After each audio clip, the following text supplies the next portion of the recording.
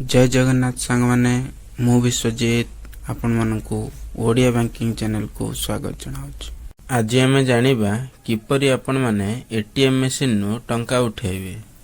टंका उठेयाको हेले प्रथमे आपण को एटीएम मशीन को जिबाक पड़िबो। सेठारे एटीएम कार्ड टी को एंटर कर दियंतु। या पर किछि समय वेट करंतु। तापर आपण माने रुपे डेबिट ऑप्शन आसीबो, एठारे क्लिक करंतु।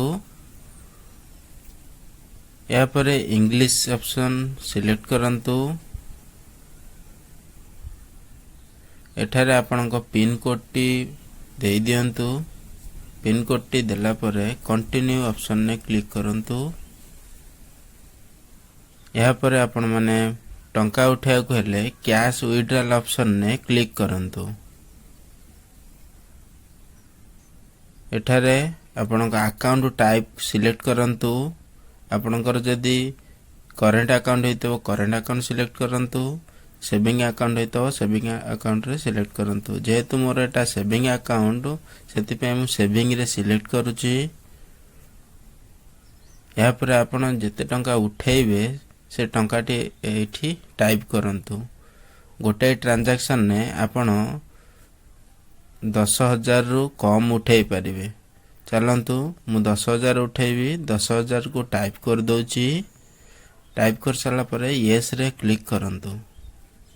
यदि आपण माने रिसीव कढिया को चाहुचंती, जेतु हमें जति टंका उठेले ता ट्रांजैक्शन रिसीव देखिया को चाहुचंती ताले यस रे क्लिक करंतु। यदि रिसीव न देखिया को चाहुचंती ताले नो रे क्लिक करंतु। जेतु मु रिसीव देखिया को चाहुची ताले यस रे क्लिक करूची। या पर किछि समय वेट करंतु। ट्रांजैक्शन बीइंग प्रोसीड लिखिबो। या पर आपण को एटीएम मशीन ने टंका काउंट होबो। किछि समय पर विथड्रॉल ऑप्शन ने आपण को टंका टी बाहरिबो। टंका को कलेक्ट कर नियंतु। या पर आपण को रिसिप्ट बाहरिबो। रिसिप्ट की नै नियंतु। तापर कार्ड टी बाहरी करि नियंतु। जदि आपण मानकु वीडियो टी भलो लागिथिबो लाइक करंतु, शेयर करंतु, कमेंट रे जणांतु।